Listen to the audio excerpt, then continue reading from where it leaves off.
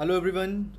Good morning. Today is 17th of June and welcome to the Hindu newspaper analysis. So guys, in this video we are going to take up the detailed analysis of the Hindu newspaper. We'll be picking up the articles which are relevant for our CSE examination along with the background and the way forwards. Now, before starting up, first of all, I would like to tell you, if you don't know, the PDF that I'm going to use here, the explainer PDF, fine, that will be available at our Telegram channel. Now, first of all, let's see the overview of the entire newspaper. So guys, here we can see this particular thing, that onto the page number 1, anti-Agnipath stir turns violent. So guys, on the Wednesday we have seen that in order to tackle the problem of unemployment in India, government had come out with the two initiatives. First initiative was to fill up the government vacancies, and 10 lakh jobs were to be filled by filling the government vacancies into the GST department, into the railways and such other departments. And the second was the Agnipath scheme that was announced by the government. In the Agnipath scheme, we have seen that government said that on the 4-year contractual term, the soldiers into the 3 wings of the defense forces will be appointed. Now guys, this particular thing has become really violent. In the yesterday's newspaper analysis, that is on to the 16th of the June, we have already taken up that what is the criticism of this Agnipath scheme. So if you have not seen the yesterday's analysis, you can see that what is the criticism, and now this criticism is going on, by which there are the trains which have been burned and the so much of the protests are going on. Clear? Then moving on, demolition should not be retaliatory, Supreme Court tells the UP government. So guys, when we talk about the bulldozer justice, on the bulldozer justice, we have seen that already that the people, they are just being punished because they have participated into the protest. In this particular line, there is one more article that we are going to see. Fine. Then the COVID-19 cases increasing 12,000 mark. You don't need to see these kind of numbers, not important for the exam. Then the city section, nothing is there. Fine. Then guys, moving on, here we see one article, warm sleepless nights in a concrete jungle. So urban heat island effect, why urban heat island effect is there, fine, how to and there are certain suggestions that how we can tame it. So all these things are provided in this particular article. We'll see this. Then moving on, after that guys, now this is on the page number 4 is a spotlight article. Now the spotlight article, it talks about that the Odisha's school children are missing. Now guys, understand that when we talk about the school children's, large number of school children's have dropped out of the schools because of the school closures that were there in the pandemic. You know, in the pandemic, for so many of the months the school were closed. Children's, they dropped out of the school. Now they got involved into either the child labor, or they got involved, or they got married. Two things: child labor, child marriages. Why they got increased? Because of the school closure. Odisha, highest number have been seen. You can see here that according to the Odisha's economic survey, in Odisha, 23.6% of the school children, they have dropped. Clear? So just this number, now you don't need to even remember too much. Why? Because it is specific to only one state. However guys, when we talk about the India, that number is 16.1%. Is it clear? So this is the dropout rate at the secondary level, that is the class 9th and 10th. Please keep it in mind. Just this is one line concept is there in this entire article. What is the dropout rate at the class 9th and 10th? 16.1%. It is very high. Why? Because of the school closure. Now guys, after that, there is nothing in this entire article. This article is talking about the stories of the many of the students who got dropped, how much marks they were getting, and all these kind of things. So not at all important for our UPSC exam. Just this data is something that you can see. Then the Metro Plus, not important. Then guys, the ads, etc. So if you are planning any coaching, you can see here. Otherwise, nothing to say here on this particular page. Fine. Again, nothing important. So therefore now we'll reach to the editorial page. So into the editorial page, first article talks about the bulldozer injustice. Is it clear? So guys, as the demolitions are going on, there are two of the important Supreme Court judgments that have been mentioned here. Fine, that thing we are going to see. Waiting for the jobs. So the center's decision to announce the new jobs, the periodic labor force survey that has come, already we discussed. All these things we are going to see here in this particular article. Then below article, race for relevance. So now USA is seeing the 40 years high inflation. Fine. So in this respect, certain steps have been taken by the US Fed. How it is going to impact India, that is we are going to see here.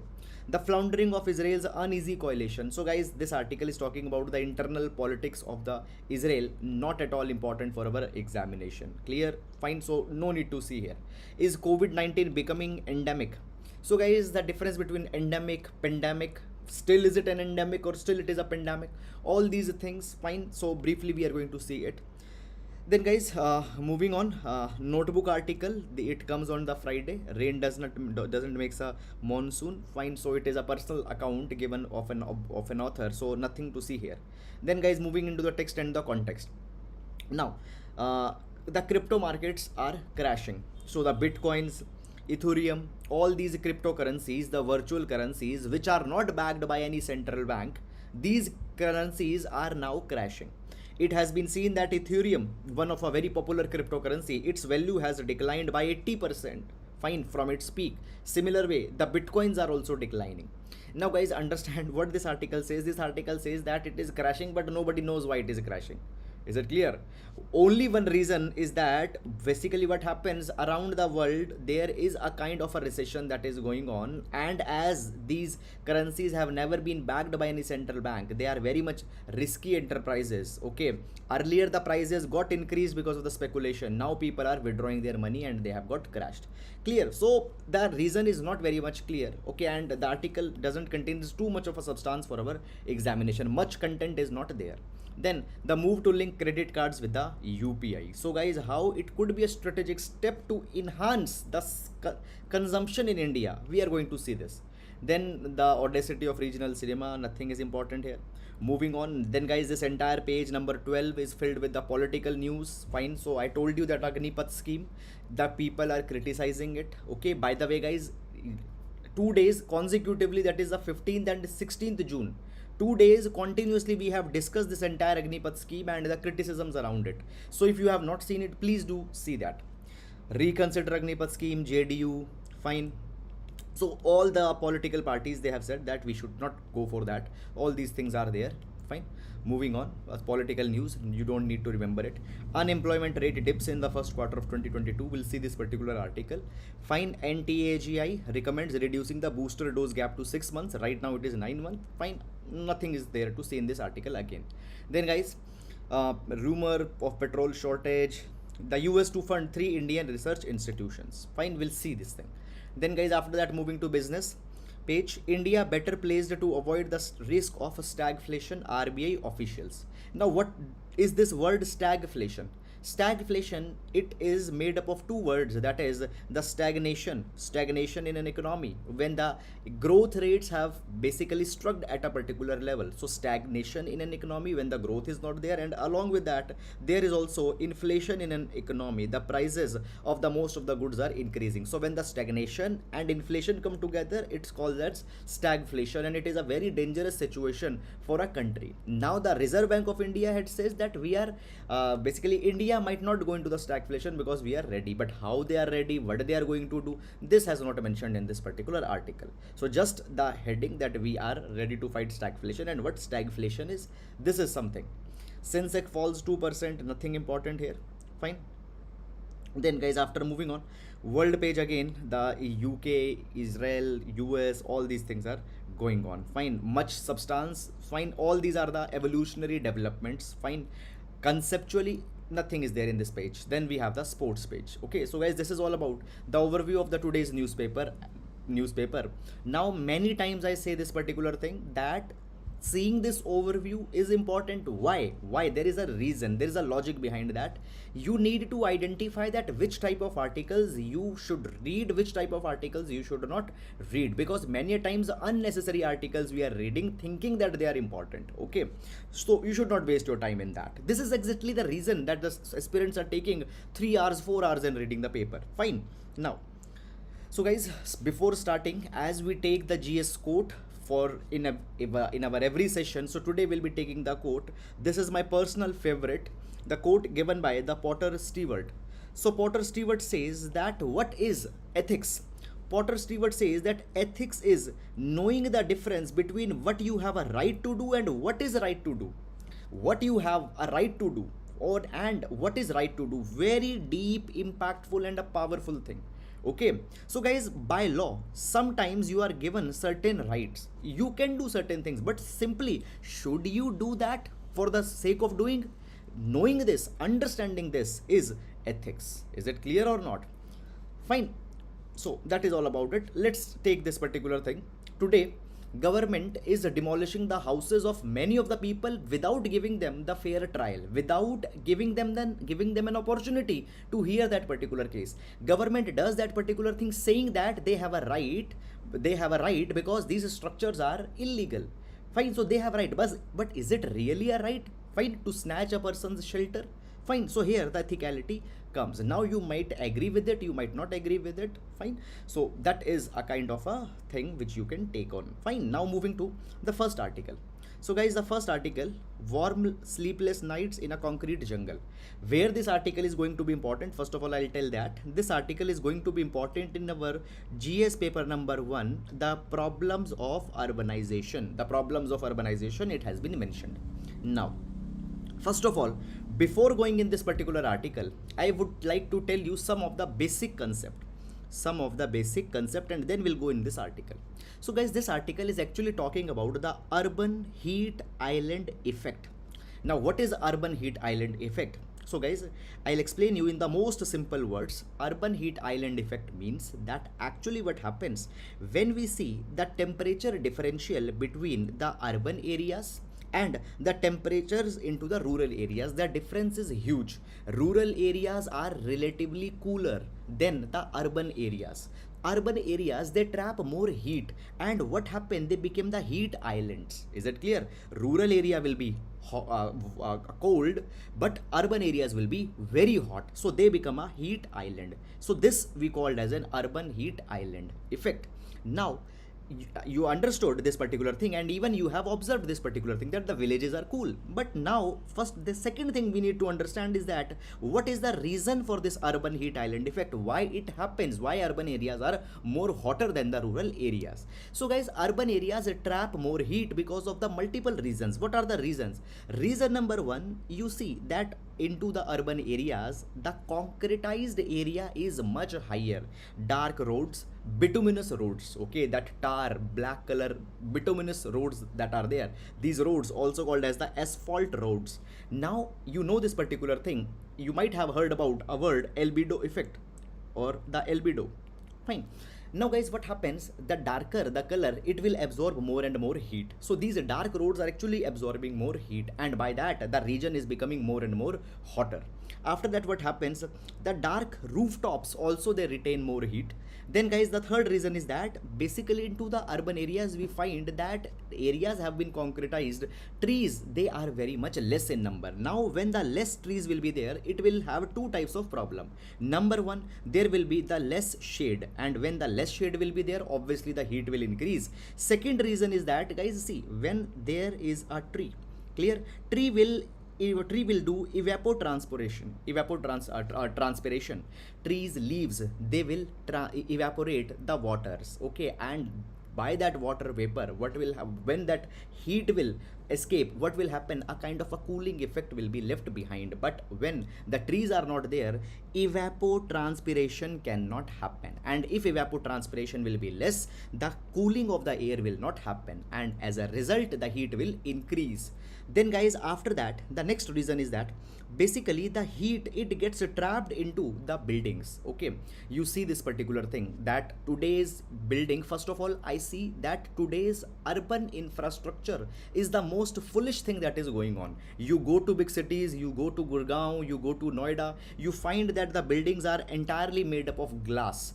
Now glass buildings are not at all suitable for India. These buildings were suitable for the Europe, for the North America, where they want to heat up their building. Now glass, it basically glass, when the heat is coming, heat is trapped within these buildings. Okay, to cool them, you need to actually use more of the ACs, they generate more of a heat. All these kind of things are there, and generally also the urban designs are poor, they trap the heat within them. Fine.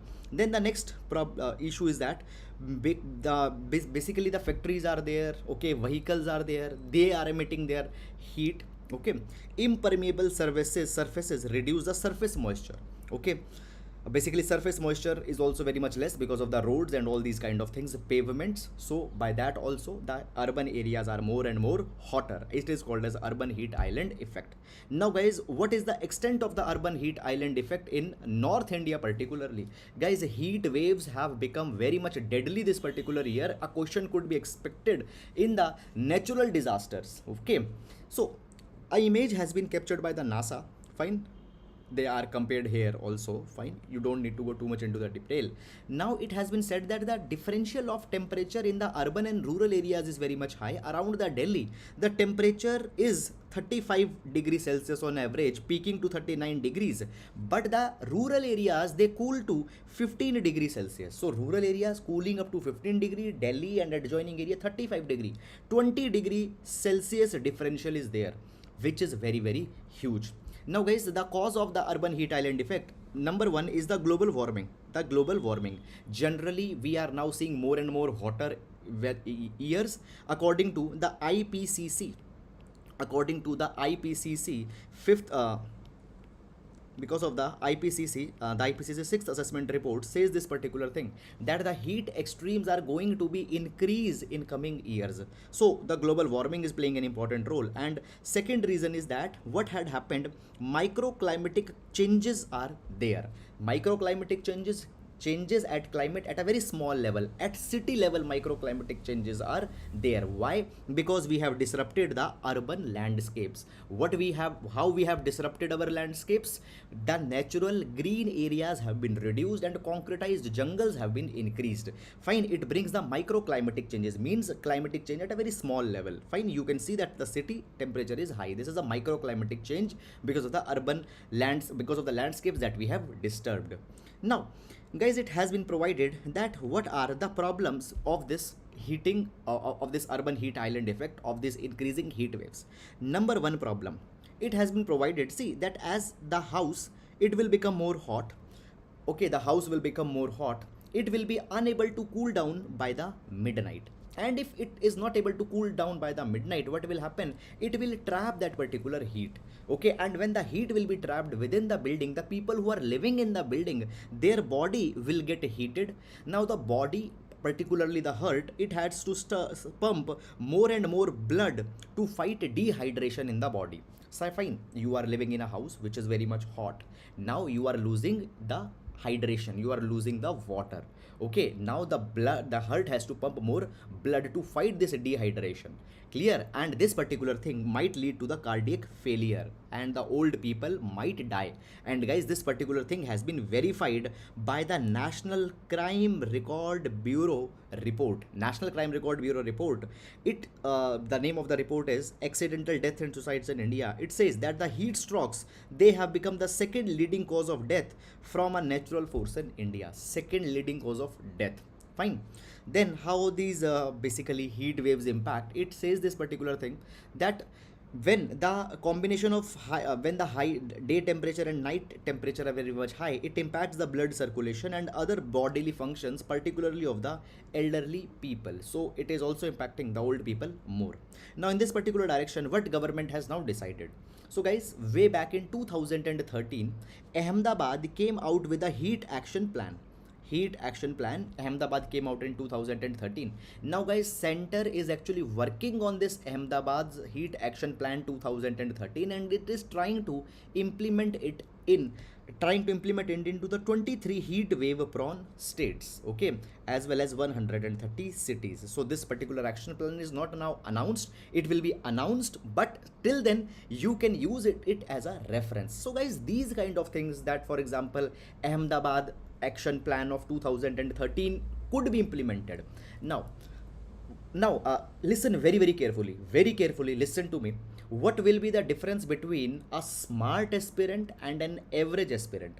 Guys, a smart aspirant, even if he gets this particular word, that is the Ahmedabad's heat action plan of 2013, he can guess that what could be the points and could write those points in way forward. For example, you tell what could be the solution could be like this, that we need to rethink the building patterns into the urban area, we need to provide more and more green belts and green strips Is it clear? Native plants need to be installed. Okay, all these only point could be there now.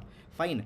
The print of the factories etc needs to be minimized. Fine, यही सब तो हो सकता है. So this is something, sometimes even when the things are not very clearly given, you can guess probably what could be there and you could use that particular thing in your answers. Clear? This is something you should learn. Now, by the way, solutions, if you don't understand what could be the solutions. Solution number one, in order to fight this urban heat island effect, we need to work on the green infrastructure. We need to work on the green infrastructure. What includes into the green infrastructure? Cool roofs. Now how we make the cool roofs? We can paint the roofs with the light color, white color, sky blue color. Now why? Because if the roofs will be painted into the light color, they will reflect the heat. So as the glaciers, the ice reflects back the heat, this thing will happen, the buildings will not absorb the heat. After that, guys, what we can do? Basically, into the green infrastructure, vertical gardens can be installed. You might have seen now, if you are living into the Delhi, onto the metro pillars, there are the vertical gardens that have been installed. So these vertical gardens could also be installed, which will increase the green cover. Urban forestry and green transport. Okay, green transport, we need to have the buses which don't have too much of emission, which don't create too much of the heat emission. This could be the solution. The industries which also act as a heat trap, they need to minimize the heat emission through the thermal innovations. Thermal innovation means that buildings, how they can cool up, fine, naturally. This is something that we need to learn. So guys, all these suggestions could be there. Guys, I hope that you need that you got understood this particular issue. Now guys, this issue is very very important. On the urbanization, direct questions have been came. Okay, so this could also be one thing. Now moving to the next article. Okay, waiting for jobs, unemployment rate dips in first quarter of 2022. These are the two articles that I have clubbed here in this particular coverage. Okay, so guys, this particular article, first of all, where it is going to be important, this article is going to be important in the GS paper number 2 under the issues related to the poverty, unemployment, as well as in the GS paper number 3, the state of Indian economy, all these places this particular article is going to be important. Now first of all, guys, just one thing I want to tell you, friends, okay, only for your benefit. See, you are following a newspaper analysis video or you are reading the newspaper, do that particular thing regularly, because often or most of the times the issues are connected with the past. Is it clear? And if you don't know the past, fine, you might not be able to understand the present issue that is going on. So from, guys, past 2 days we have seen this particular issue of unemployment. By the way, if you have not seen, on the 15th of the June newspaper analysis, I had covered the entire issue of unemployment. You can see that also. Now guys, what has happened? Unemployment in India is a very very big problem. And now the periodic labor force survey report has also been released. Periodic labor force survey report has been released. Periodic labor force survey report has talked about the unemployment data at present in the India. Because of that, the unemployment again has come into the news. Now guys, first of all, when we talk about the periodic labor force survey, fine, the article talks that actually the periodic labor force survey report of 2018, which got leaked report of 2018, revealed at that point of a time that around that 2016-2017, India's unemployment rate was at 6.07%. It is the highest unemployment rate in the last 4 decades, or to be precise, in the 45 years. Fine, highest unemployment rate around 2017. Now this present periodic labor force survey, the latest periodic labor force survey report that has come, that is the 2020-2021 report. So this particular latest report says that the unemployment in India has actually come down, but still it is a cause of worry. So the periodic labor force survey report of 2020-2021, what is the numbers? It says that the unemployment rate right now is at 4.2%. Last year it was 4.8%. Okay, before that it was 6.07%. Now guys, you don't need to remember too much of data, but actually knowing the data about the unemployment prevalent in India, the share of the MSMEs, okay, all these things are actually important. Now, the report also talks that actually the labor force participation rate also has increased to 41.6% from 40.1% that was there. So this is something that is good. Labor force participation rate is increasing, unemployment is reducing. Okay, by the way, if you don't know what is the labor force participation rate, it is the number of people, not all the people, it is the number of people in the country who are either working or willing to work or who are available to work. So LFPR needs to be high. So this is something that is going on. But guys, still there are certain concerns that are there. Even the periodic labor force survey report comes, but guys, even in this report, current weekly status of unemployment is high at 7.5%. It is a worry. Now, what do we understand by the weekly status of unemployment? I'll tell you this thing. Guys, see, when these periodic labor force surveys are done, okay, how you do this particular thing? You go to the people and ask about their employment status. Now guys, there are the questions that are asked by the people. So basically there is a usual status and then there is the current weekly status. In the usually status, what happens, from a person a question is asked that in the last 365 days, was he employed for the sufficient number of days, yes or no? Clear. Second is the current weekly status. In the current weekly status, the person is asked the question that in the last 7 days, previous 7 days, in the last 7 days, whether the person was employed or not. If employed, was he employed on sufficient number of days or not? Now guys, obviously, when we are asking the current weekly status, when you are going to ask a person that what was the situation in last 7 days, the memory is more fresh. The person can actually tell that what is the ground reality. When you are asking a person the situation of last 365 days, memory might not be able to give the correct picture, but when the last 7 days are being asked, he knows that okay, yes, I was employed or not. So when you are asking the current weekly status, unemployment figure is at 7.5%, okay, which is a worry, which is very high number. In the most of the developed countries, the current weekly status is concerned. Moreover guys, periodic labor force survey, though it talks about unemployment and we say that the unemployment has reduced to 4.2% from 4.8%, we see an improvement. But guys, there is one bigger picture that is being missed. What is this bigger picture? That now employment that has actually increased, it is in the lower productive or the unpaid jobs rather than from the salary employment. Salaried employment has not increased, low paying jobs have increased. Moreover, it also says that actually what has happened, the industrial jobs, which is very important because industrial jobs will promote the manufacturing. Industrial jobs have actually decreased and more employment is there into the agriculture and farm related jobs. Now guys, understand this particular thing. Because the lockdown was there, people went back to their homes in the rural areas. Now they are working onto the agriculture farm. Okay, agriculture is less productive, less remunerative. In agriculture, disguised unemployment is also there. Okay, so agriculture, the employment has increased, which is not very much good. After that guys, it has been said that unemployment rate in the educated people are very much high. Now educated, the people who have been educated above the secondary education, their number is 9.1%, and the youth between the age of 15 to 29, their unemployment rate is even more higher, 12.9%. This is actually the age when people are also preparing for the UPSC, banks and all these kind of things also. Okay, so this is something that is there. Now what government has said? The government, I already told you, government said that first of all they will be recruiting the 10 lakh personals in the next 18 months, next 1.5 years. The vacancies in the railways, in the armed forces, GST department will be filled. Government has also come out with the Agnipath scheme.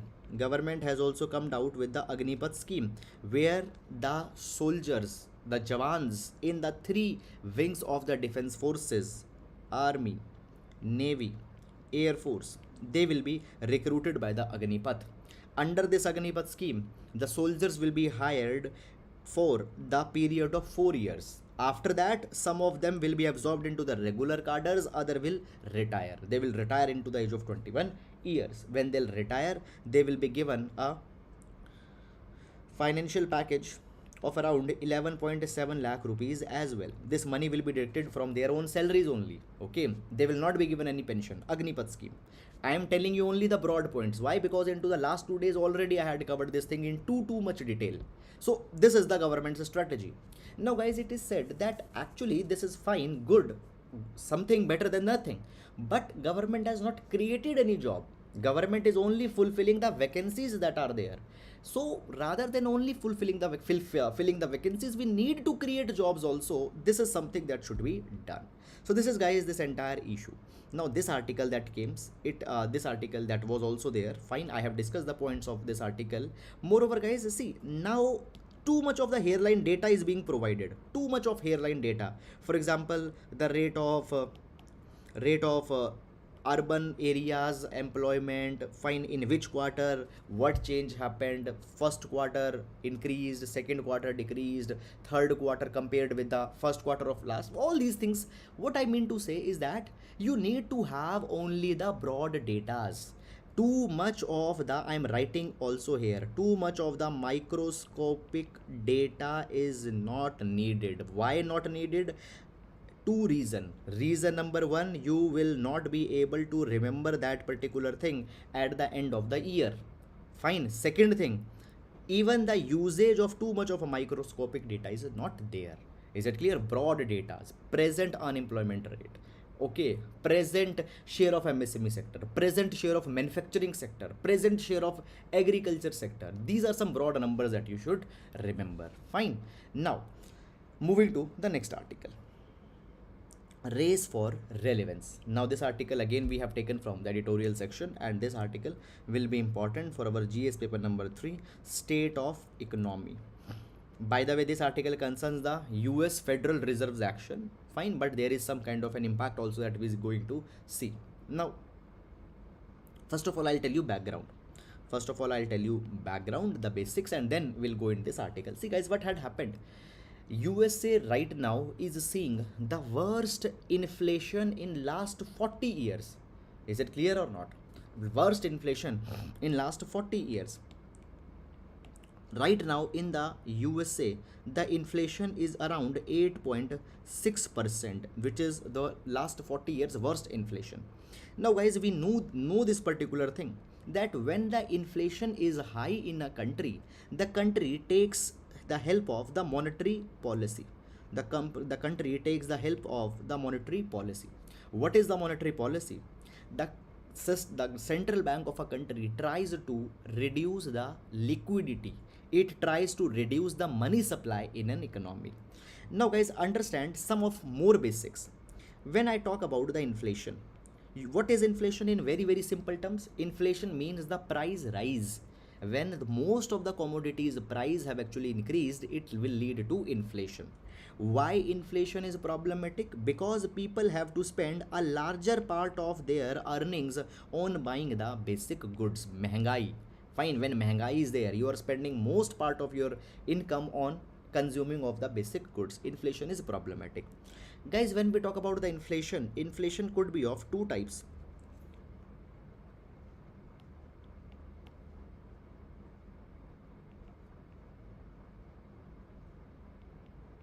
It could be the cost push inflation. Now what is the cost push inflation? Guys, understand this particular thing. Sometimes the cost of making a particular good increases. Let's say the pen, let's say there is a pen. Earlier the cost of making the pen was 5 rupees. Okay, now the cost of pen has actually making of the cost of the pen has increased. Why? Because the raw materials price got increased because of any kind of a problem. Now let's say the cost of making pen has increased to 10 rupees. Obviously the pen will become expensive, so the cost of a particular good has become high. Now guys, the cost push inflation happens because of certain reasons. Supply side problems are a very big issue here. Supply side problems. Now what is the supply side problem? Suppose right now the Russia Ukraine war is going on.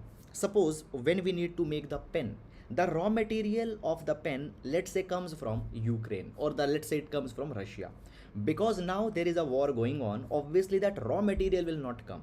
the raw materials shortage will be there. We need to procure raw material from some another country which might sell the raw material at expensive rates, okay, at more prices. So the cost of making the pen will increase. Okay, now the people need to pay more. Fine, it is a kind of a cost push inflation where the cost have increased. Why cost increases? Most of the times other reasons could also be there. It is when the supply is disrupted and the raw material becomes expensive. Then there could be one more type of inflation, that is the demand pull inflation. Demand pull inflation. Now what happens when the demand of the particular product increases? The demand of a particular product increases. Now why the demand of a particular product increases? See guys, this thing what happens when actually there is a too much of money supply in an economy, when there is a too much of money that has been pumped in an economy, people get that share of money, they are willing to pay more price for the same product. They are willing to pay more price for the same product. Is it clear? Demand increases. When the demand increases, the price is going to increase. Very basic fundamental of economy. When the demand of a particular product increases, the price is going to increase. Is it clear or not? So now understand this particular thing. The inflation, one classic way to fight inflation is to restrict this money supply. There is a lot of illiquidity, suck this liquidity back. If you suck this liquidity back, the money supply will be less. People will be willing to pay less price, and when less price people will pay, obviously the prices will stabilize, the inflation will get stabilized. So what we do, we actually, rather when I say we, the countries, they use the monetary policy. They actually suck up the money supply and they try to bring the inflation in control. Now guys, understand this particular thing. Now see, all these things are not given in this particular article, but you need to understand this particular thing in order to have a very solid command. Understand this particular thing. Actually around the world, the economists are divided. One very big school of economists, they say that actually this monetary policy doesn't brings any kind of an impact. Is it clear or not? Fine, in India it even doesn't brings any impact. Fine, but still we are using it. Okay, why it doesn't brings any impact, we'll understand this particular thing also. Just now let's come to the article. In a minute we'll understand this thing. So guys, now we see this particular thing that into the USA, US consumer price index inflation, it is at 8.6%. And now in order to control this inflation, government wants to suck out the liquidity, and in order to suck out the liquidity, what they have done, they have increased the interest rates. Now when the interest rate will be higher, people will take less loans. When people will take less loans, less money will go in economy. So they have increased the interest rates. Now this is the steepest interest rate increase that has happened in the last 27 years. Is it clear? This is something that has happened. Now guys, understand this particular thing. Basically what there is the logic that is being given. The logic is this, that see, COVID-19 pandemic got started. COVID-19 pandemic got started. At that point of a time, there was a lot of threat that the economic recession will come. So what happened? Government pumped too much of the money in the economy. Government gave fiscal stimulus, government gave the payments to the people who got unemployed. Okay, tax cuts they were given. So a lot of money was pumped into the economy. So because of the excess money came into the economy, what happened? It led to inflation. Now the logic that is being given by the USA is that now we will suck up the liquidity that we have given during the COVID-19 pandemic. Will suck up the liquidity and will control the inflation. But guys, understand this particular thing. If you do this thing, what will happen? Again the economy will go in recession. We have not recovered completely from the pandemic. Fine, the USA has not recovered completely from the pandemic. If you will basically suck up the liquidity, what will happen? The economies will go in recession. Now guys, I am going to tell you one very impactful statement here. If you want, you can note it down in your notebooks and you can use in your answers. It is said, fine, listen very carefully. It is said that if USA sneezes, world catches the cold. If USA sneezes, अगर USA छींक मारता है तो अगले दिन world को cold हो जाता है. Fine. If USA sneezes, world catches cold. It means if there is anything that is happening into the USA, the impact is going to be there in the world. Fine. Now in the USA, they have actually, now they are tightening up their monetary policy. The impact in the entire world will go because the world economies are very much integrated with the US economy. In India, the impact is going to come. So let's see that what is the impact in India. So basically, if for India there will be the impact, what will happen as the Federal Reserve, that is the central bank of the USA, it has decided that the interest rates will be increased. What will happen? See, India centric points. Now, guys, when the COVID-19 pandemic was going on, at that point of a time, the USA decided to have a very relaxed monetary policy. Okay, fiscal stimulus were given. In the USA, the interest rates were very much low. Interest rate in the USA were very much low. So what happened? The investors, they came to the India. They came to the India. They invested the money into the Indian share market. Foreign portfolio investment. Foreign portfolio investment. The investments from the USA came to India. The money got invested into the Indian stock market because there the interest rates were comparatively higher, or the investment returns were comparatively higher compared to the USA. So a lot of money came into the Indian stock market. Indian stock market performed very good when the pandemic was going on. Okay, this thing happened. Now, guys, what is the case? As the interest rate into the USA again are increasing, the foreign portfolio investment, the money that came in India, now that money will fly back to the USA because in their home country now the better interests are available. So the exodus of the foreign portfolio foreign portfolio investment, the money that was invested into the stock market of India, the money that was invested into the commodities market of India, that will again go back to the USA. Now, guys, as this particular thing will happen, what will happen? The Indian stock market will get impacted. Indian stock market will get impacted. Is it clear? Second problem, what is there? Now, guys, obviously, when they will take their money back from India to the USA, obviously they cannot take the rupee to the USA. They will convert the rupee in terms of dollar. Obviously, they will convert the rupee in terms of dollar. By that particular thing, what will happen? The demand of rupee will go down and the demand of dollar will further increase. Everybody wants dollar because they want to take their money back. With this particular thing, what will happen? The rupee will further get depreciated. Rupee will get depreciated. Clear? Now, when the rupee get depreciated, there is another problem that will happen. What is another problem that will happen?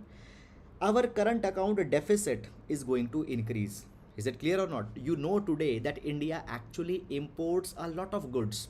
India imports a lot of goods. We import gold, we import petroleum, we import gold, we import petroleum, and many such other kind of commodities we are also importing. Now, obviously, if the dollar is expensive in front of rupee, we need to pay more rupee for the same things. We need to pay now more rupee for the same thing because the rupee got depreciated. Why it got depreciated? Because the dollar's demand increased. Why the dollar's demand increased? Because the stock people are taking their money from Indian stock market back to the USA. So current account deficit is going to increase. Okay, rupee will get depreciated, stock market will get impacted, and the moment all these things will come, Indian economy will also have certain kind of a problem. Okay, so this is something that is there. Fine, though the article just talked in a simplistic lines that the US Fed has increased the interest rate, but we need to connect all these dots so that we can understand it. I hope, guys, that you have understood it. And now we'll move to the next article. Now, this article is taken from the text and the context section. Move to link the credit cards with UPI. Fine. Now, guys, when we talk about the UPI, Unified Payment Interface, first of all, where this article is going to come, I'll tell you. This article will be important in GS paper number 3, issues related to the Indian economy. Now, UPI, Unified Payment Interface. It is an initiative started by the NPCI, National Payment Corporation of India. UPI is actually a platform by using which you can transfer the money to the different people.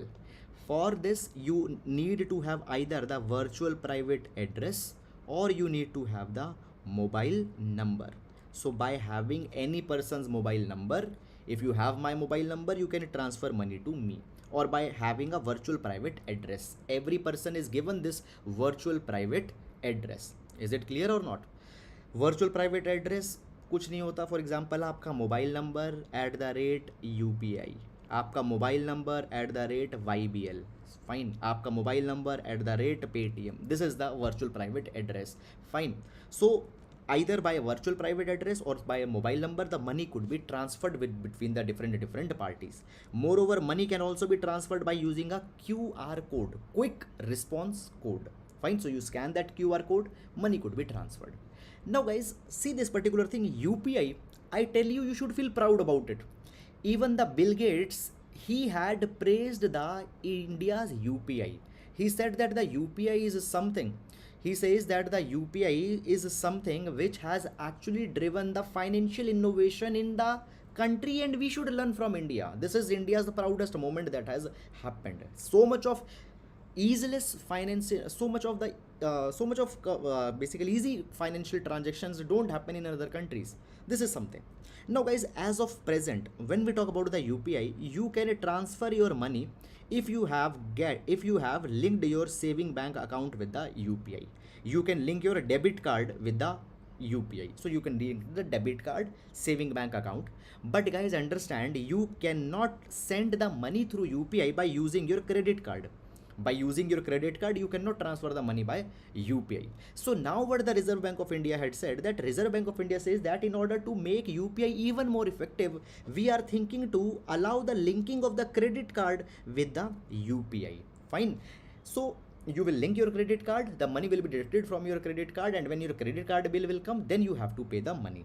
Now this particular thing is going to have a large number of impacts. How large number of impacts? Number one, guys, what will happen? The payers, they will get an additional avenue for payment. Now suppose let's take, my salary has not come, I don't have money right now to pay for my groceries. Obviously either I will not have the groceries or I need to borrow from somebody. Okay, suppose at the same time I am also having the credit card, I can use my credit card and can pay for my groceries. Isn't it convenient for me? Yes, it is convenient for me. Additional avenue for payment will be given to the customers. Secondly, guys, understand this particular thing, that actually many of the Kirana shops, many of the departmental shops, they are not having the point of sale terminals, the machine on which they can swipe the credit card. So actually what has happened, the credit card penetration in India has been not very much high, but the UPI penetration is very much high, because any shopkeeper will be having a mobile number, can accept the payment, can have a QR code, can accept the payment. So credit card penetration will also get increased if through the UPI the people can use the credit card. That will happen. Guys, one more very impactful point. Now understand this point very carefully. Fine, this point please understand very carefully. There is a concept of ticket size. Okay, or just simply says that ticket size is the average spending that is being done. Okay, or the large number of spending, what is the amount of those spendings. So when the people are paying through UPI, the average ticket size, the average payments that they are doing, it is 1600 rupees. Okay, but the average ticket size in the case of credit card is 4000 rupees. Obviously when अब देखो, credit card जब भी आप use करते हो, दो चीज़ें आती हैं. When you are using the credit card, you many a times are spending more. Why? Because there is a kind of a psychological thing that is there, that okay, I am paying, I can pay back later. You spend more. People use their credit cards for big payments because rewards, etc., all these things are there. So inherently the behavior of the spenders is such that when they are paying from the credit card, the ticket size average paying is 4000 rupees. By UPI it is just 1600. Now guys, understand this thing, that if we connect the UPI and credit card together, the average ticket size might be around 3000 to 4000 rupees. Are you getting it or not? So actually what we are doing, we are increasing the transaction size. Okay, and now let's connect this particular thing. Now you need to be little bit smart here. Now connect this particular thing with the present state of Indian economy. Right now we see that Indian economy, it is not doing very much good. Now guys, when we talk about the GDP of India, India's GDP, 55% of India's GDP is made up of aggregate demand by the people. You, me, all of us are demanding certain things. When we increase our demand, what happens? It pushes our GDP. 55% of GDP comes from the aggregate demand by the consumers. Is it clear?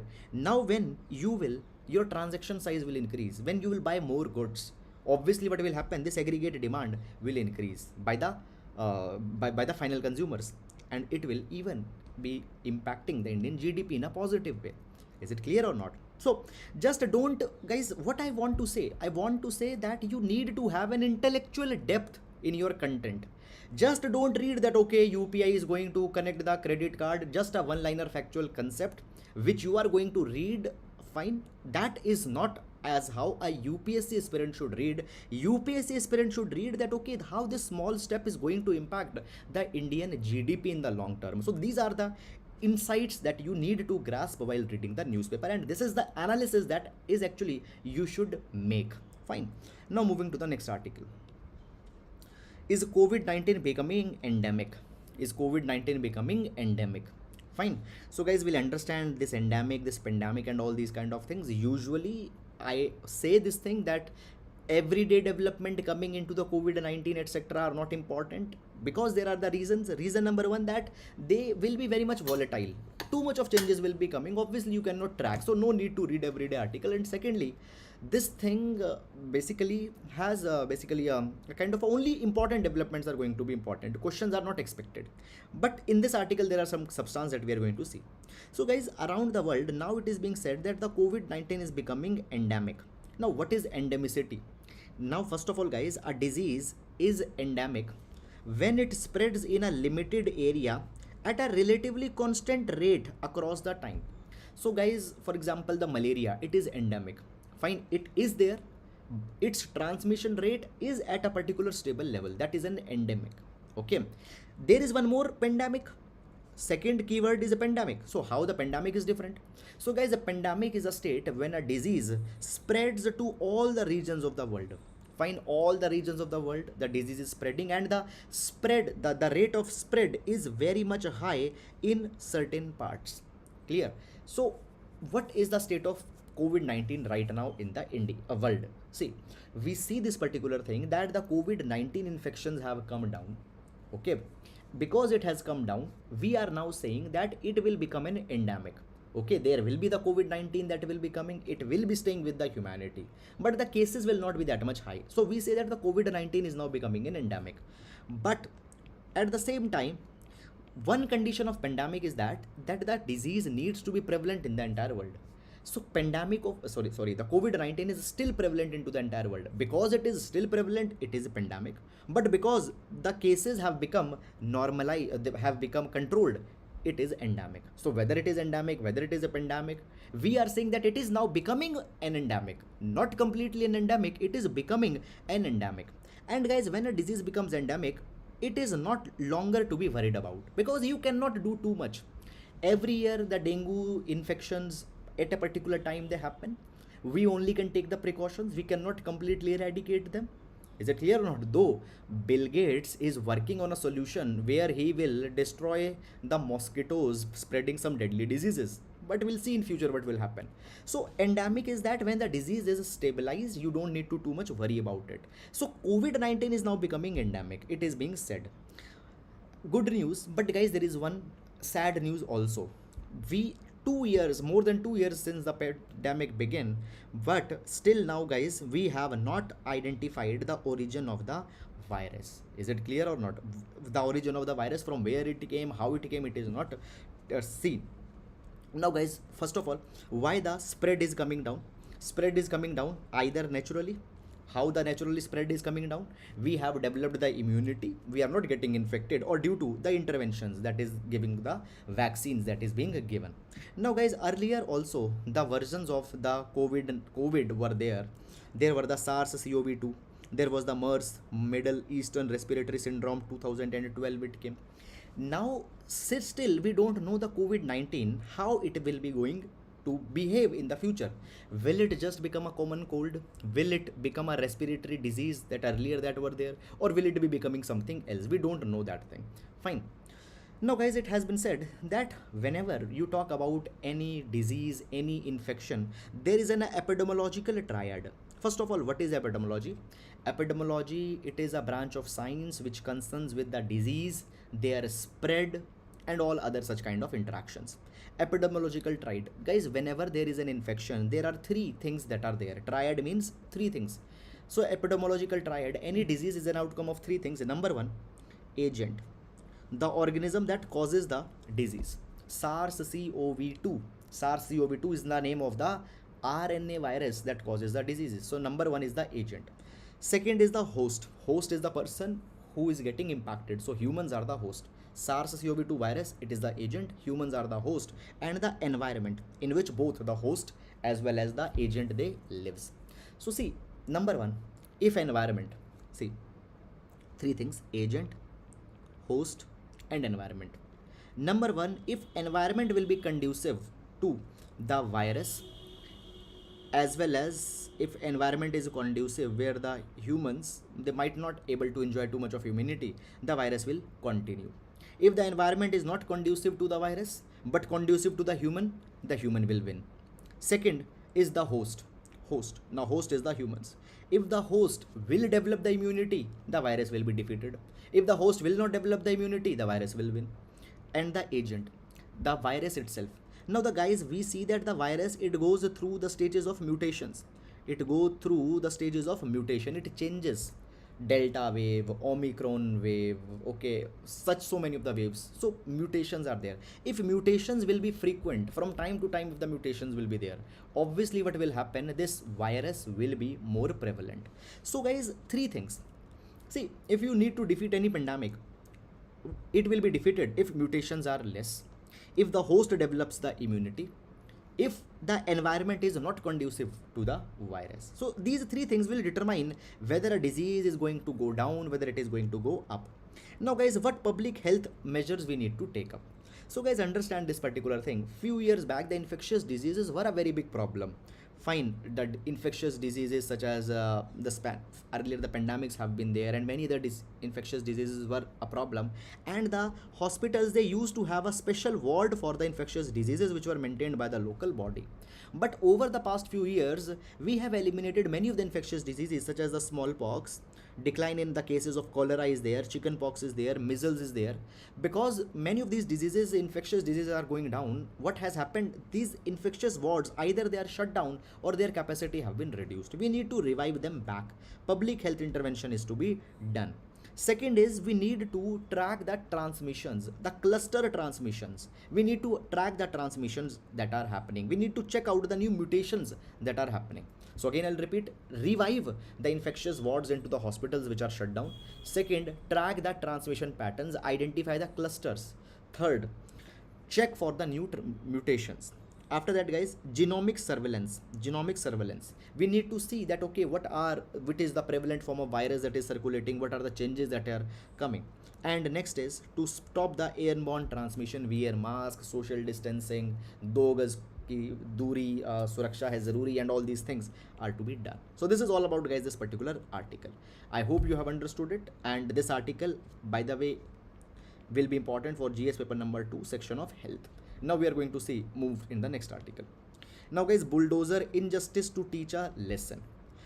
Now we see this particular thing that in certain states, the people who are protesting against the government, their houses are being bulldozed. It defeats the principle of justice. This bulldozer justice that is going on, this bulldozer justice is unconstitutional, it is illegal, it is unethical. Many such kind of viewpoints have come. Guys, yesterday we have taken a very good article that government often justifies these bulldozer justice on legal ground. It say that we are just removing the encroachments. On social and political ground, they say that we are actually punishing the anti-social elements. But many a times these anti-social elements, they belong to only one type of class or one type of religion. That is a problem. Now guys, this particular article is written in a political tone where the government has been outrightly criticized. Now those kind of things are not needed for our UPSC exam. In this entire article, there are the 2 of the judgments of the Supreme Court that have been talked about, and this is the only relevant substance in this entire article. So guys, these 2 judgments, they talk that actually the right to shelter is a fundamental right.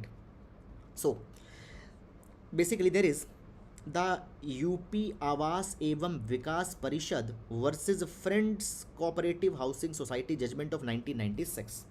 In this particular judgment, the shelter was said as a fundamental right.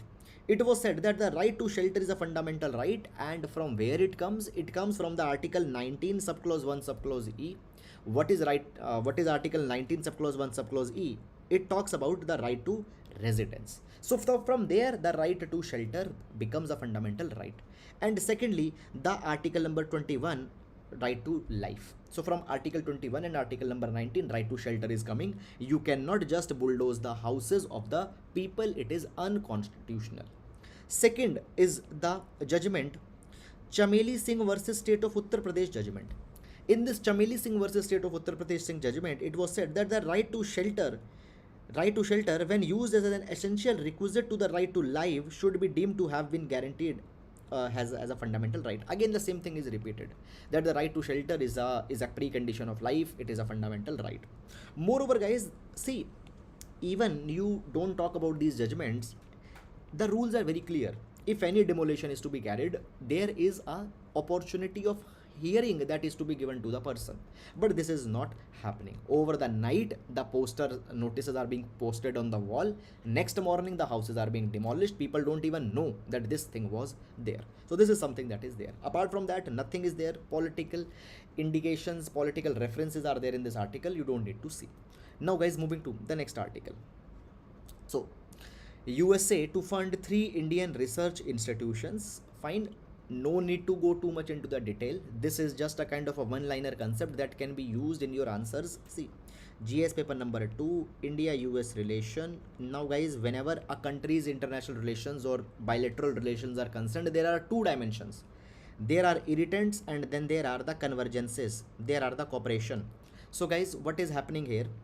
Basically, India will fund the Indian research institutions. $122 million will be given to deal with the infectious diseases, the challenges posed by the infectious diseases. This much money is being given. Now guys, the 3 institutions will be financed, that is the ICMR, Indian Council of Medical Research, National Institute of Virology, NIV Pune, fine, which played a very, very important role. Earlier, the testing for COVID-19 was only available in NIV, National Institute of Virology, and the National Institute of Epidemiology. So ICMR, NIV, and National Institute of Epidemiology, these will be the 3 institutions that will be given the grant of $122 million. Why the grant is being given? One health approach. One health approach. Now, what is this idea of one health approach? See, basically, the health of environment, the health of human, and even the health of other life forms, animals, etc. These healths are connected, and when all will be healthy, the environment will be healthy, the environment will be healthy, the other life forms will be healthy, then the human will be healthy. So the health is connected here.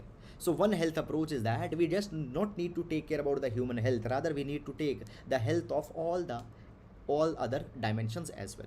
So guys, this particular money will be used so that these institutions develop a capability for detecting and controlling the zoonotic diseases, the diseases which have origin in the animals, through one health approach, evaluating vaccine safety, fine, to check whether the vaccines are safe or not, and capacitating the public health workforce in field of epidemiology and outbreak response, and combating antimicrobial resistance. Understand this thing, what this particular money could be used for. Number 1, detecting the zoonotic diseases. Second, vaccine safety. Third, to equip, to give more resources to our workforce, fine, when they are dealing with the outbreaks and all these kind of things. And the last is combating antimicrobial resistance, antimicrobial resistance today that is being developed in the people. So this is something that will be done. So guys, this is all about the important issues in the today's newspaper. So guys, I hope that you understood it. And guys, in case if you have liked the analysis, please do hit the like button. Please do leave your comment. I personally read each and every comment, and your likes and your comments are the thing which actually serves as a booster strap. So as a country gives the fiscal stimulus, your appreciation, if you are getting a benefit, only if you are getting a benefit, is the stimulus for us. And how to know that whether you're getting the benefit? We get to know that thing only by your likes and by your comments. So please do consider commenting, please do consider hitting a like button if you got some benefit out of this session. So that is all guys about it. Now we'll be meeting tomorrow. Till then, please take care of yourselves. Thank you so much.